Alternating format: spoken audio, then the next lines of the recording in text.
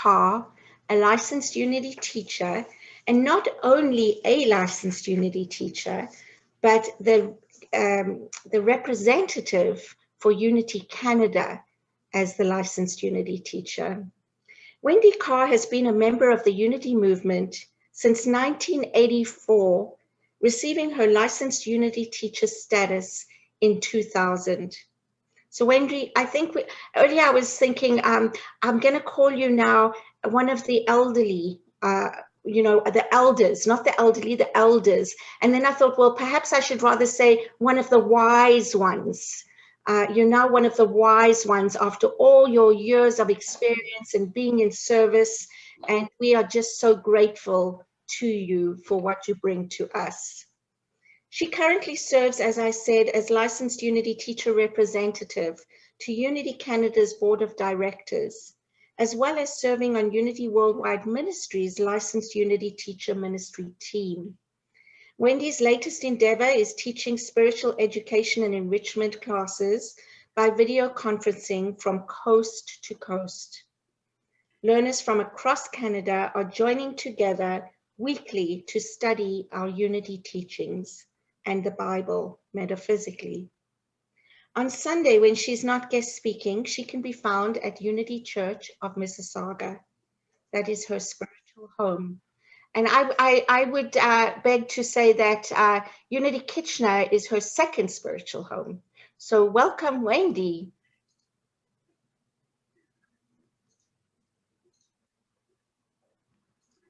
Thank you, everybody. Wise Wendy, I could live with that. I could work with that. We could have some fun with that. All right, so good to see so many familiar faces. Welcome, everybody. So the challenge of being the last speaker of a month when we're doing 12 Powers is, you know that it's all been said before. So I'm going to invite you to consider that being told twice or 3 times or 4 times is better than not hearing it at all. And we're going to move into building our spiritual home with strength. And when Cheryl invited me for today, I got thinking about, well, what more is there to say about strength? And I actually had an experience that answered that question for me, which was, when you invite us to go into meditation, into our inner space, I don't know what that looks like. So part of today is going to be about helping us visualize what that inner part of us looks like, that inner beingness where that part of us that is at one with everything and everyone resides, that part of us that is universal, eternal, and without blemish or without any real consciousness of the bad stuff that's happening in the world, the things that we are calling bad that are, to my mind, undesirable, because invariably I find blessing in some of the things that I've experienced in my life. And at the time, it didn't feel like a blessing, but over time, I've seen the gift. So we're going to build a spiritual home today. So what I'd like to do is just remind you, I had sent some questions over. What does strength mean to me? Where am I strong? What can I do to enhance strength in other areas of my life? As many of you who know me know, my husband passed about not quite a year and a half ago. And I remember in the days immediately after, people were saying, oh, you're so strong. I couldn't be so strong. No, I was in shock. What you thought was strength was me muddling through sleepwalking, trying to get done what needed to be done. So I think it's really important that we talk about this. Certainly, as you can tell, it's near and dear to my heart, because I had to go back and realign what I understood strength to be, because I wasn't in integrity. When you've lost someone near and dear to you, you want to scream out to the world, I'm in pain. And it's not really a good idea to be in the grocery store in the fetal position. It just, people kind of wonder about you at that point. So how do we find this balance? And I know I've said this before at Kitchener, so I'm going to say it again. How do we find that balance between our human physical self and our spiritual eternal self, like the coin rolling on the edge of that coin, that balance between the two? So let's talk about some strength here. And let's do a little bit of background first, just because some folks may not be familiar with our 12 powers, or faculties, or attributes, or divine gifts, or however you want to phrase them. So as Cheryl noted, I love, I chuckle because the first quote I have for Charles Fillmore says, "We know that strength is manifest everywhere, for we see it in the mechanical world. A great locomotive starts from the depot, moving slowly at first, but when it gains momentum, it speeds down the tracks like a streak, with all of the wonderful porters on board. Thus it is with spiritual strength. Beginning sometimes with a very small thought, it takes on momentum and eventually becomes a powerful idea." So the 12 powers of man, or as it's now called, is just called 12 powers or 12 powers, was written by Charles Fillmore in 1930. It was published in 1930. Written might be a bit of a misnomer. It's a collection from talks and Sunday lessons kind of collaborated all together. If you have trouble reading Charles Fillmore, try reading him aloud because I found the cadence is much more oral than written. So it was actually his third book. And what I find really interesting is 12 powers are the core underpinning of most of what Charles had to say. But it took him 20 years before he was willing to actually write about it. So he had been studying and trying to figure out all of these ideas that he had and these inspirations he had and kind of collaborate them into a system. And this is what he came up with.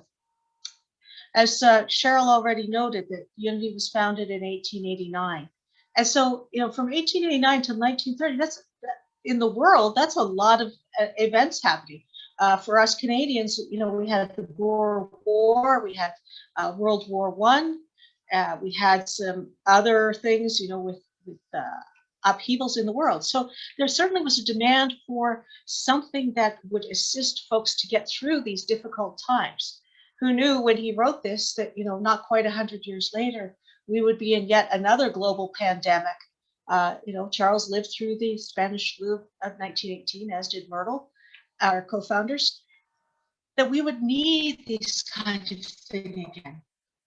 So what we want to do is focus on the states of consciousness. We don't want to get too caught up in the descriptions. We don't want to get too caught up in the disciples and the colors and the body spots. What we want to do is take from this the gift that we can give, that we can receive from immersing ourselves in an understanding, knowing that each of these 12 powers has a variety of expressions. Sometimes it's strictly intellectual, sometimes it's strictly emotional, sometimes it's very spiritual, sometimes it's just there and we don't know how to express it. But as I say to most of my classes, or I have been lately, this talk is like a smorgasbord. You go up with your empty plate, you take what you like. If you don't like beets, you don't have to eat them. If you love the peel and eat shrimp, take a plateful. If you love salad, fill that plate up. So take what you can from this. And I invite you to come back to it and watch it again at a future time and see if anything's changed for you. If something has, you've had an aha or oh, that suddenly makes sense. So our central control of these 12 powers is given to the I Am, otherwise known as the Christ. And by Christ, we aren't referring to Jesus the man. We're referring to the principle of Christ as a universal, eternal, one power that is equally available to all of us. It's just a question of whether or not we choose to tap into it. That was a hard lesson for me to understand working in the court system for about a dozen years as I was. With human eyes, I saw a lot of things that didn't look very Christ-like, but letting go of that and seeing beyond that human appearance to that place of oneness, to that place of spiritual beingness, and seeing, yes, that wasn't the best of choices perhaps for you, but wow, I can see the Christ within you in spite of these outer appearances.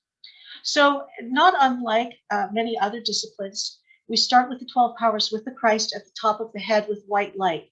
And as I'm sure everyone knows, when you put white light through a prism, it diffuses into the rainbow so that it encompasses all of the shades of light in that white light.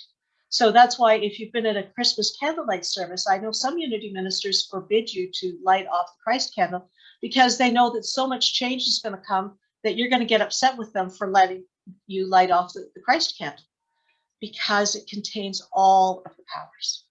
So if you get stuck, just go to that white light and ask to be shown which of your powers is needed in a situation. Now, it being February, let's talk about strength. Some of my material is pulled from a book called Discover Your God-Given Potential. In 2010, Unity's theme was also the 12 powers, and that was the booklet. I haven't found a link to it, but if you go to unity.org and put in a search for 2010 12 powers, it usually pops up.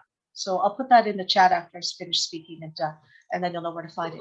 What's important is to know that there's a reason that we do one power at a time. Aside from the fact that I personally couldn't keep track of 12 things at once, I've tried and it just doesn't work for me. But allowing ourselves to integrate these powers and faculties within us on a monthly or daily basis allows us to grow and expand. And it was important to have faith as our first one. That is our rock. And even Jesus, when he spoke with Peter, said, on this rock I will build. And this is the important part for us, is we start with faith and we build on that foundation. As we build any kind of structure, whether it's a house, a church, shopping mall, high office tower, skyscraper, CN Tower, we have to have that firm foundation.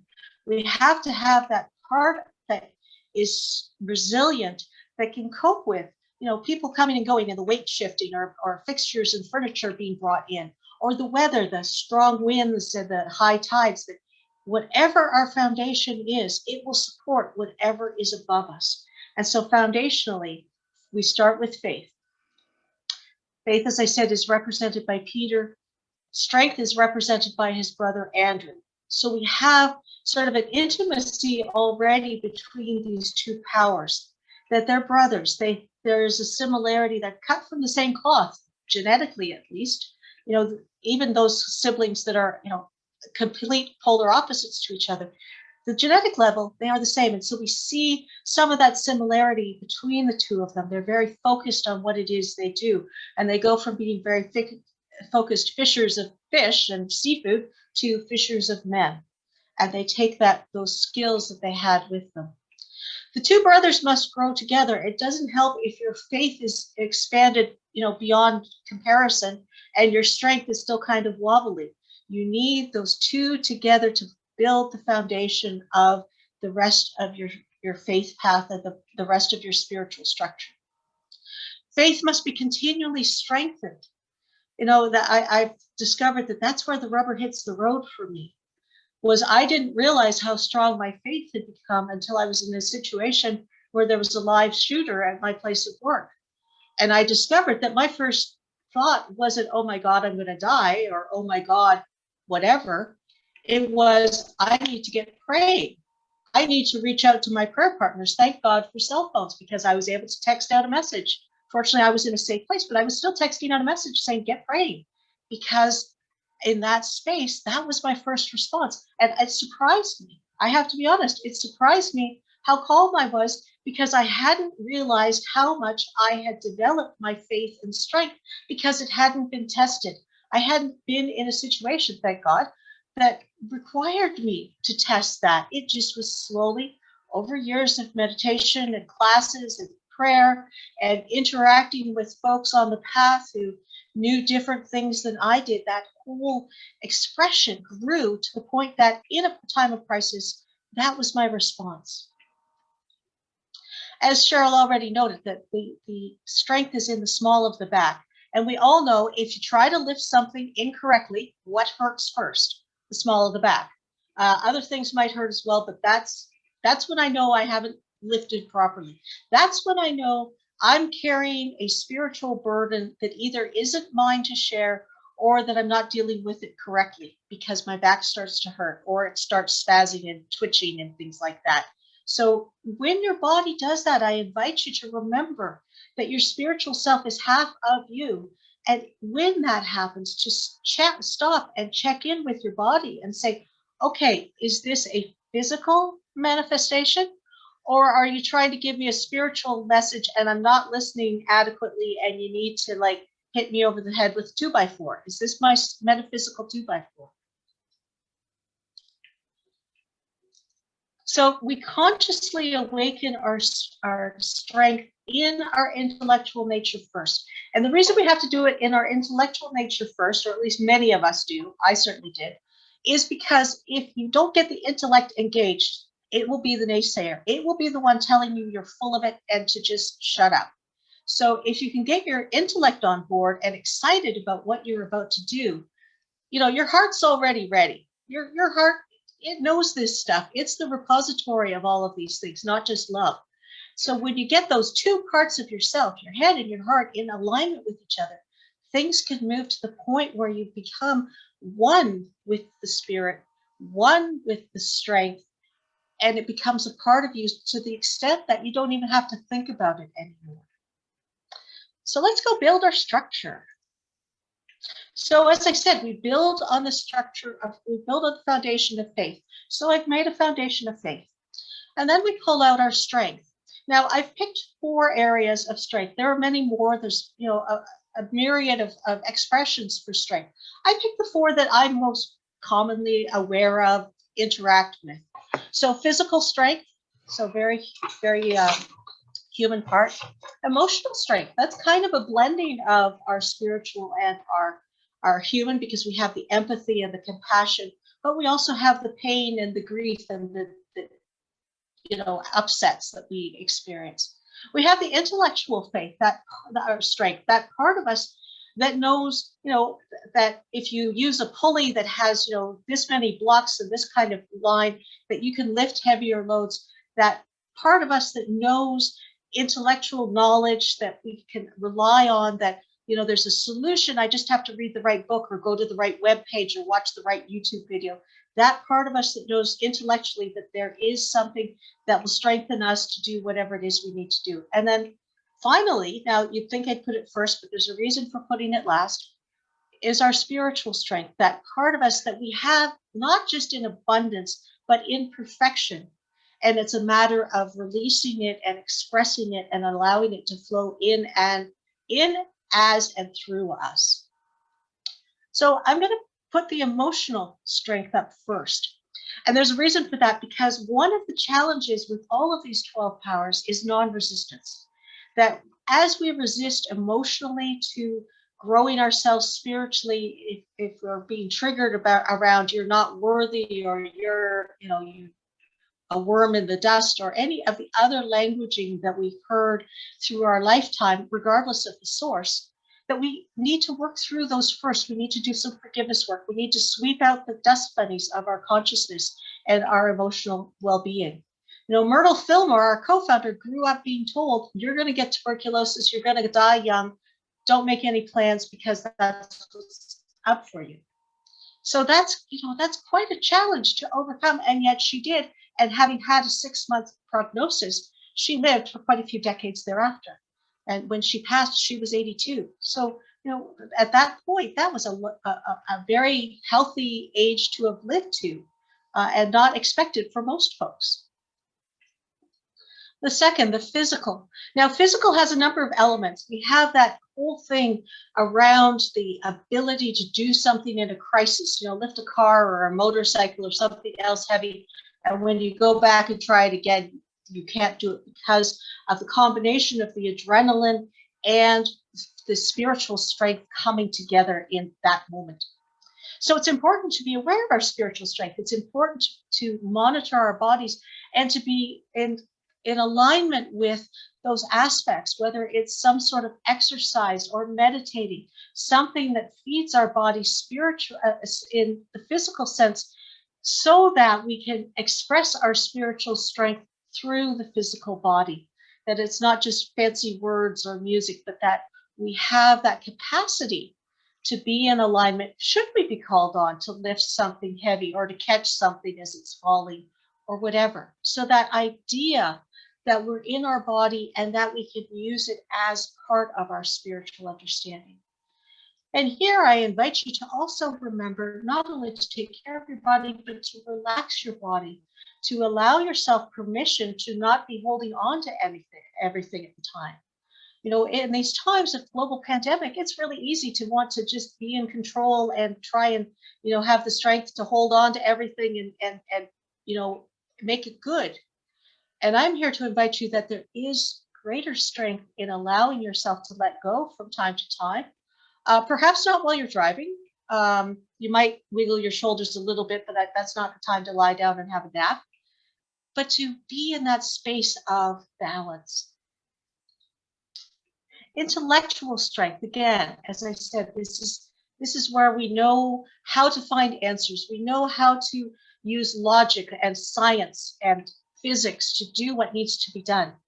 And that sometimes it's almost intuitive in our intellect, but it's up here, it's in our mind. It's not going to our heart saying what needs to be done. It's going to our head going, okay, what's our next step?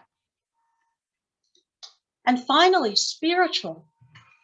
This is the point at which we connect ourselves, not only with the spiritual, but we balance all four aspects. Can you see the beginning of a building here? And this is what will provide the structure on which we will build the rest of our spiritual experience with the rest of the 12 powers, the other 10. And it's important that we have these in equal, because you don't want a wobbly building. If you're totally focused on your physical strength and you neglect your spiritual strength, you're going to have a wobble. And I guarantee when the winds come and the snowstorm comes, that building is going to collapse. So it's about finding the balance in all of these things. So once you have this structure, then you can go into the rest of your 12 powers. And I've labeled them here, and you see how I've built, the sidewalls. So it's like, we can use our strength for our studs in the walls to provide that support, to provide that structure that will encompass everything else, and not to limit it, but just to ensure that if there's a wobble, if suddenly power gets overwhelmed and rises up, you can see it's going to bounce everything else out of alignment. So it's all about balance and being aware and moving as you grow, that the faith and the strength will grow with you, and that allows the other powers, faculties to grow with you, because they have the support and the structure to do so. So then you can make a nice little wall. Now, it doesn't have to be, I put them in the order that we review them from. The next one, so March is wisdom, and then December we're in life. But I got thinking about it. Life in this order is at the top, and we would want our roof to protect our life. We would want release. I think of that as being like all the vents on the roof that allow the excess energy and the excess air and the excess fumes to go out. And zeal, well, the idea that you see that roof in the distance. I know when I've been at Unity Village, when I can see that light shining at the top of the tower, and I'm still a good 10 miles away, my heart sings, because I know that I am getting close to where I want to be. And so on and so forth through the other 10. So as we've said, I express the strength and vitality of God. We have this capacity to express it. It's not that we have to do it. It's that we already are it. We already are all of these powers. And it's a matter of getting our ego, our thinking self, to say, yes, go ahead. I'll get out of the way, to express it in whatever form comes to us in a particular moment. So I tried to make a building for you here. So we've got, as you can see, we've got a variety of the powers. They don't have to be in the order that they were given. The front wall, I've actually got them paired up, because those of you who take this, you may discover there are those in the Unity community who say that the powers have masculine and feminine traits, and that you put them together for balance. So I've put them in balance. But the back wall, I've just gone higgledy-piggledy and gotten creative. And that reflects how these powers can be used. And I mean used in the sense of expression, in the sense of, don't just let them sit dormant in yourself. Find ways to express them. And it doesn't have to be fancy. Understanding can just be a loving look at someone behind your mask and behind their mask. As they're struggling with, the rules that we're dealing with right now. Wisdom might be calling up a friend and saying, hey, I just saw this article and you were talking about, and no pressure, but I just throw it out there in case you can use it. Something like that, something where we're listening to the universe, to the beingness that we are, and responding, and not sitting on our hands saying, "Oh, I'm not holy enough. I'm not educated enough. I haven't been in unity long enough. I don't really understand the principles." The way that I've learned to understand these is to do them and to teach them. I'm sure that I have a better understanding from teaching than I would have if I had said, "Oh no, I can't teach. That's not my thing." If I had said, "Oh no, I can't be on Zoom calls. I can't be on YouTube. Are you kidding me?" This has been my personal stretch and opportunity to grow. And I invite you to, just be open and receptive to the possibility that there are places for you to grow and stretch as well. In 12 Powers, Charles writes, spiritual strength is born in the silence of the soul. And one of the ministers I studied with, Jim Roseberg, some of you may know his Even Mystics Have Bills to Pay or Closer Walk with God. And he writes, physical strength comes from fatiguing the muscles a bit, so they bounce back stronger than before. Spiritual strength, we are told, comes from quietness, stillness, and silence.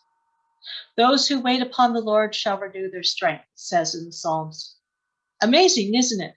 That spiritual strength comes from inactivity, while physical strength comes from action.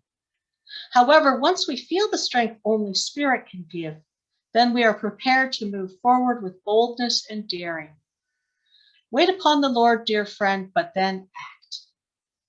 So I invite you to express, to check in with yourself, to see where it is that you can express to this world, because as we each express, we are raising this world up, we are healing this world, we are bringing it to a greater state of wholeness, in spite of what our outer eyes might see.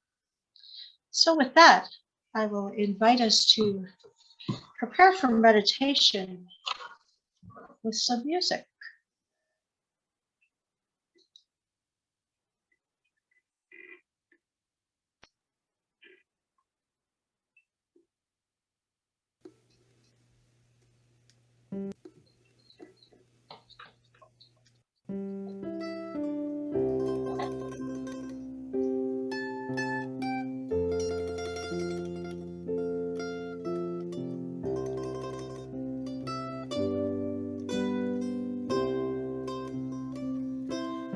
Traveled long, we traveled far to be right here where we are. Reach out a hand, no need to fear, 'cause all we need is right here. All we need, all we need, all we need is right here. All we need, all we need, all we need is right here. The night was dark, but the day is bright. Together we can lift our eyes to all we love and we hold dear. 'Cause all we need is right here. All we need, all we need, all we need is right here. All we need, all we need, all we need is right here.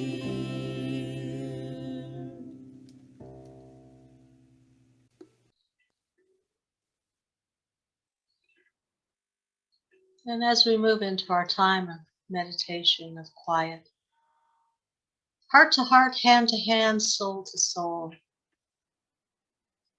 I invite you to go into that space,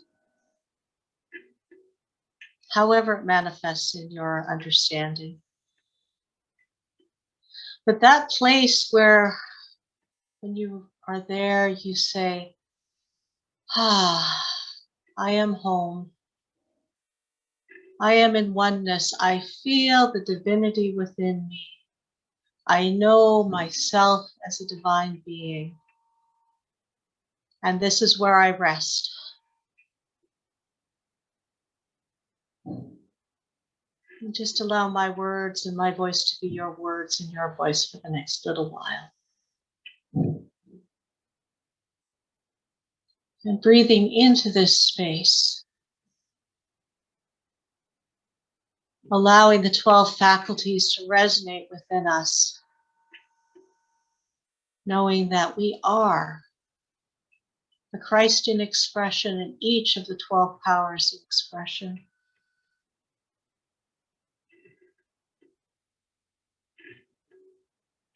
And giving ourselves permission to be wherever we are on this path of unfoldment,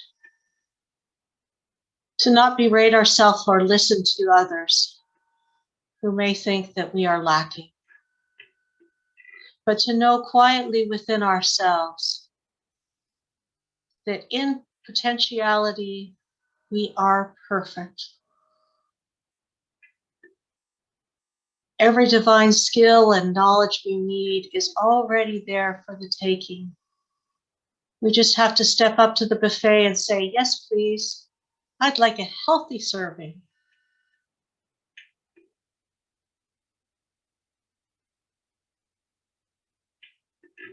And we know this not only for ourselves, but for everyone. For those for whom we are holding prayer requests, for those who push our buttons and invite us to see beyond the human. For circumstances that feel like they are out of our control, knowing that in this oneness, in this consciousness of who we are, we can express that which is needed to bring harmony and wholeness.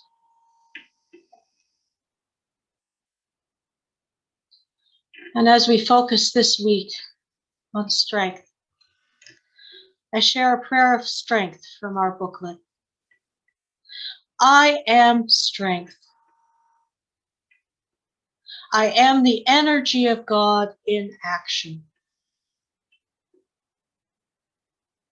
My strength originates in God, and I am fully equipped to handle any life experience. I can accomplish all things through my awareness of the Christ in me. I stand firmly on my awareness that God in me directs my life. My spiritual gift of strength allows me to keep my mind firmly on my good. I dismiss distractions and temptations, and I think and act in alignment with the purpose God has placed in my soul. I trust my intuition and mentally hold on to what is revealed to me in moments of meditation and inspiration. I am strength. I am the energy of God in action. And let us take that into the silence.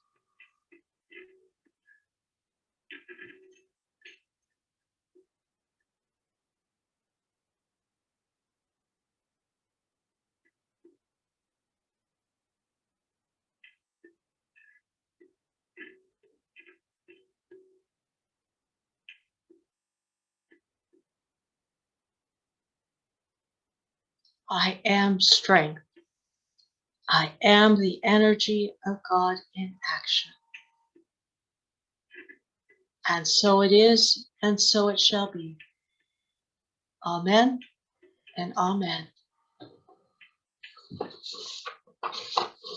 Weave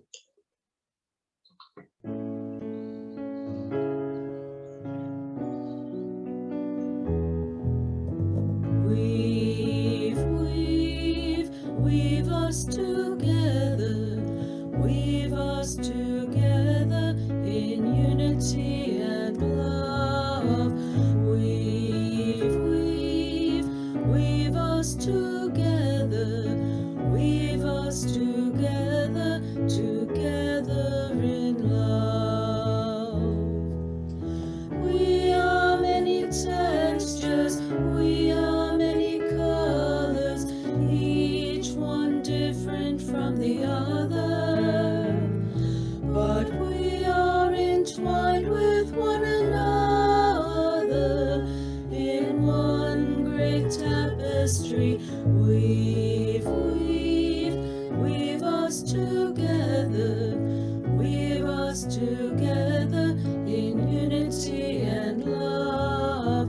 Weave us together, weave us together, together in love.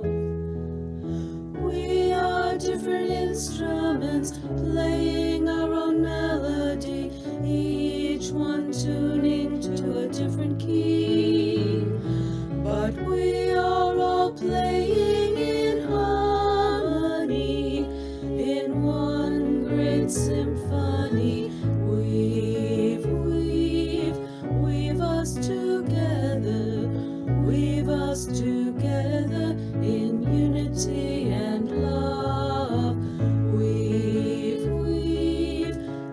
us together, weave us together, together in love. A moment ago, still we did not know our unity, only diversity. Now the Christ in me greets the Christ in thee, in one great family. Weave us together, weave us together in unity and love. Weave us together, weave us together, together in love.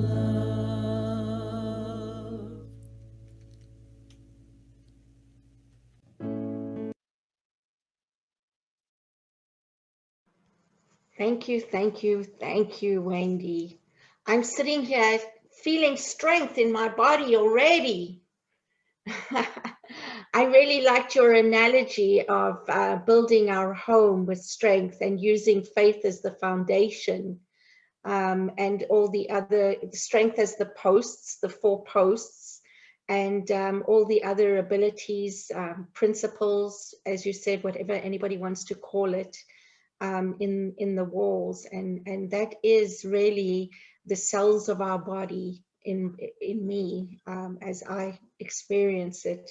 So I gratefully appreciate your visual, and pointing out the 4 pillars of strength, and that they need to be in balance, because that's something I'm certainly needing to work on myself. And just thank you too for sharing, the challenge and stretch for you, for being on YouTube, for doing talks and classes. And this is my year of stretching and challenging myself. So I'm so grateful for your sharing, and for your leading the way, for your path. Thank you, Wendy.